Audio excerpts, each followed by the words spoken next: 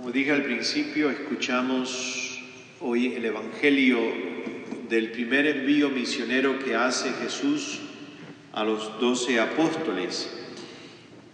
Y leyendo una reflexión de la hermana Mary McLone, decía ella que era muy interesante, que llamaba mucho la atención lo corto que es la narrativa de este envío en el Evangelio de San Marcos. Y ella dice que San Marcos parece prestar más atención a las condiciones del caminar, cómo tenían que andar estos misioneros, más que a cómo iban a hacer la misión, incluso qué es lo que tenían que decir o hacer. El texto se concentra más en detallar cómo tenían que salir en su camino misionero. Y ella dice que es una vez más una llamada del Evangelio, sobre todo en el contexto de Marcos, a vivir un discipulado en una gran sencillez. Y cuando yo leía esa frase y el concepto de Marcos de ponerle atención al cómo y viajar sencillamente, me acordaba de un librito que leí y todavía guardo muchos años atrás, del padre Anthony de Mello, que se llamaba Ligero de Equipaje. Y ese texto básicamente del padre Anthony de Mello es la invitación a que el cristiano está llamado a caminar sin muchas cargas. No hay que arrastrar cosas, ni las materiales, pero muchísimo menos las emocionales o espirituales, porque el camino es largo.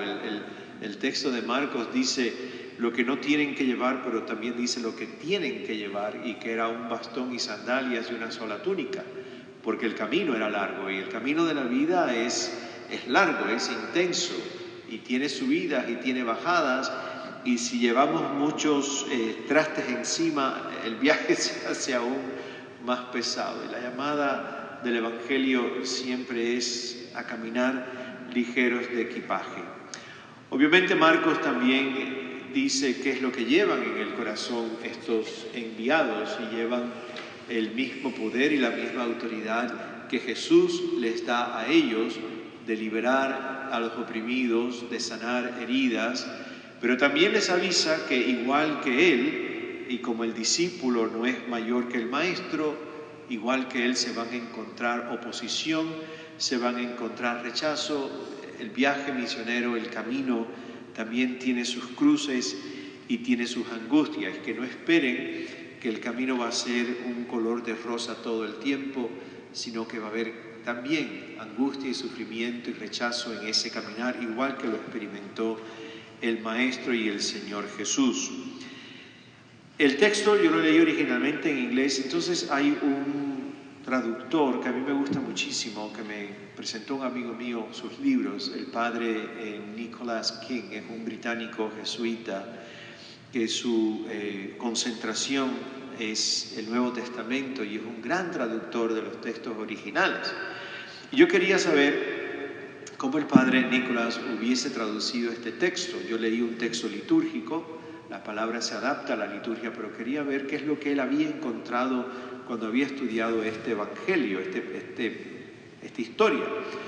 Y sí, le da un sabor totalmente diferente a la traducción del leccionario, sobre todo en inglés. Empezando en español, sí tiene la traducción del padre Nicolás, la primera. En español dice no lleven pan. La traducción en inglés decía no lleven comida, más genérico. Pero la traducción en español lo traduce como lo traduce en inglés el padre Nicholas King, dice no lleven pan. Pero en español dice no lleven mochila y no lleven monedas en el cinturón. Y el padre Nicolás traduce algo un poquito diferente. Dice no lleven bolsa de mendigo ni lleven monedas de cobre en el cinturón. Y ahí hay una gran diferencia en el texto como lo leímos hoy. No lleven pan, pero tampoco lleven bolsa de mendigar. En la traducción, en la liturgia decía mochila. Es más que mochila, es la bolsa de un mendigo, ni tampoco lleven monedas de cobre. No lleven pan, es la comida diaria, la comida universal, la comida a la cual todo el mundo le echa mano cuando tiene hambre, lo primero que uno le echa mano, ¿qué cosa es? A un pedazo de pan. No te alimenta, pero te llena. Y feliz y contento, le pones mantequilla, la cosa mejora aún más. El pan llena. Jesús dice que el misionero ni siquiera lleve pan, ni siquiera lleve aquello que come cotidiano y que le va a matar el hambre. Segundo, dice que no lleve mochilas o bolsa de mendigo, por lo tanto no lleves pan y tampoco lo puedes mendigar, lo tienes que trabajar, eso sí, pero no mendigar. Y tercero, dice, no lleves las monedas de cobre en el cinturón. Asegúrese que en aquella época los bolsillos no existían, los bolsillos un fenómeno nuevo en la ropa. El cinturón servía para todo, colgar la bolsa de la plata, colgar las armas. Y no lleven monedas de cobre. Entonces yo busqué un poquito de la historia de las monedas en el Imperio Romano y curiosamente las monedas en el Imperio Romano empiezan a moverse 300 años antes de Cristo. Pero las de plata y oro se utilizaban para las grandes transacciones. Cosas voluminosas y cosas de mucho valor se pagaban en monedas de oro y plata. Pero la compra cotidiana de cosas, de comida, de alimento, de lo que consumías diariamente, era con monedas de bronce y monedas de cobre, no eran las de plata ni las de oro. Entonces yo miré el texto en ese contexto y yo digo, wow, espérate Jesús, nos estás diciendo que tú nos envías a proclamar el reino, liberar oprimidos y sanar enfermos, nos envías primero sin pan, sin el lunch. Segundo, nos envías sin la posibilidad de mendigarlo siquiera.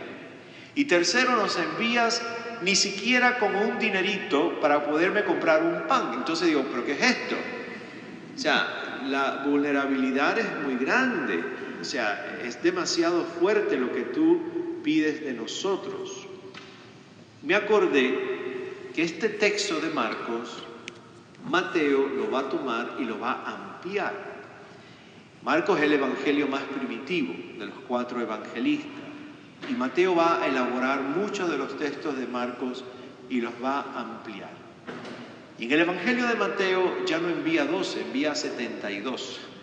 Los envía igualito como que escucharon hoy.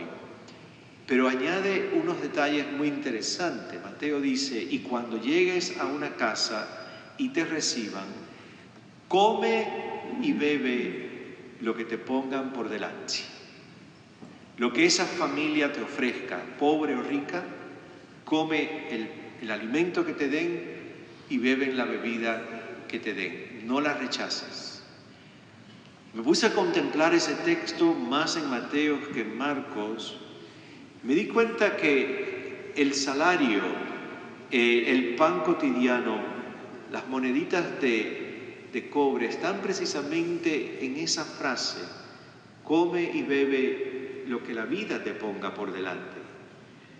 Porque es en el amor, me puse a mirar hacia atrás, eventos, personas, situaciones, es en el amor y en la bondad de la gente con la que tú y yo en el camino vamos entrando en relación y se va cultivando una amistad profunda, auténtica, que está construida sobre la bondad, está construida sobre la fe en Cristo, está construida sobre el amor. Ahí es donde nosotros vamos encontrando el pan cotidiano y vamos encontrando las moneditas de cobre y se va llenando nuestra mochila de mendigos. Es en esas relaciones de la vida que se van forjando donde encontramos el amor y la providencia de este Dios bueno. Es en ese cuidarnos unos a otros cotidianamente y con atención y con ternura, es en el compartir nuestras historias humanas, nuestros eventos, nuestra fe, nuestras luchas, nuestras bendiciones, nuestras heridas, el escuchar nuestra historia de salvación, sentarnos a la mesa, compartir esas historias donde la mochila de mendigos se va llenando y donde el pan nos va alimentando y donde la riqueza realmente del amor y de la paz va creciendo en nosotros. Tu misión y la mía es exactamente la del Evangelio de hoy. A donde quiera que llegues, proclama el reino de Dios. Y proclamar el reino de Dios no es otra cosa que decir que lo divino lo invade todo. Y lo divino invade a cada hombre y mujer de buena voluntad que busca y desea el rostro de Dios. Nuestra misión no es solamente proclamar el reino para los demás, sino para uno mismo. Nosotros no solamente somos los agentes de salvación y sanación y liberación, sino que también somos sujetos, recibimos también esa salvación y esa sanación. Nuestra misión es confiar profundísimamente en Dios, que Dios cuidará de nosotros en la medida que también nosotros cuidamos de las cosas de Dios y cuidamos de los demás. Nos envía sin pan, nos envía sin moneditas, nos envía ni siquiera con la posibilidad de mendigar. Nos envía solamente con un par de sandalias y nos envía con un bastón. Y no nos podemos dar el lujo de dejarnos vencer por el cansancio. Cuando yo miraba este texto y lo leía, me daba cuenta que lo estaba leyendo y meditando en un contexto de nuestras vidas de mucho sufrimiento, de mucha angustia en estos momentos que estamos viviendo a todo nivel personal y colectivo, y parece no haber alivio, parece que no hay un break todavía. Y sentía que la gran tentación muchas veces durante el día, por lo menos a mí, y estoy seguro que nos pasa a todos, es que de vez en cuando yo digo, ay, hasta aquí llegué, ya, cuelgo el sable, se acabó. Y me acordé que hace unos días, no me recuerdo quién fue, me mandaron una entrevista muy cortita de un señor no muy mayor, tampoco muy joven, y una señora muy anciana ya. Por el acento, la entrevista fue en inglés, parecía un acento judío cubana. Y es una de las tantas historias que están surgiendo ahora del desplome del edificio en Surfside. Y la entrevista era entre los dos porque él la encuentra a ella deambulando en la oscuridad del pasillo, confundida, una mujer muy mayor, y él la cargó. Y con su familia caminaron, o bajaron, mejor dicho, creo que estaba en el 9º piso. Y cuando llegaron al parqueo, el parqueo sabemos que parecía una torta, un cake que había sido aplastado. Y tenían que caminar sobre escombros, sobre los carros, cabillas, piedras. Y él la había bajado a ella por las escaleras, cargado, pero era muy difícil cargarla saltando aquellos escombros, y lo que hacían era empujarla o alarla. Y en un momento, en la entrevista, ella dice que le dice a él que no podía más. Y en la entrevista él dice la respuesta que le da a ella. Y la respuesta a mí fue como que, wow. La respuesta fue, parar no es una opción. El parar no es una opción. Una respuesta grande, fuerte y clara, donde yo decía, Dios me está diciendo algo y se lo está diciendo a ustedes. Parar no es una opción. La pregunta que me hice fue, ¿cómo seguir? Y volví entonces a la riqueza de este Evangelio. Hay que seguir, sí, en una tremenda vulnerabilidad. Sin pan, sin monedas y sin la bolsa de un mendigo.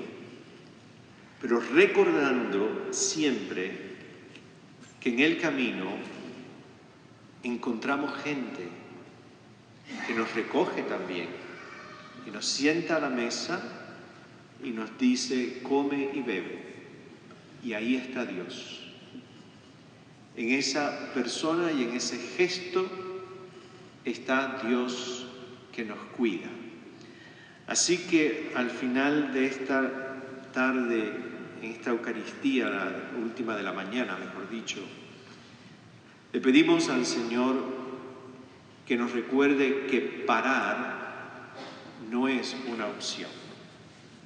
Le pedimos continuar, pero continuar con confianza y continuar aceptando que muchas veces iremos por el camino casi sin nada, pero habrá una mesa que nos recibe y un pan que nos alimenta y una copita de vino mejor que una de agua.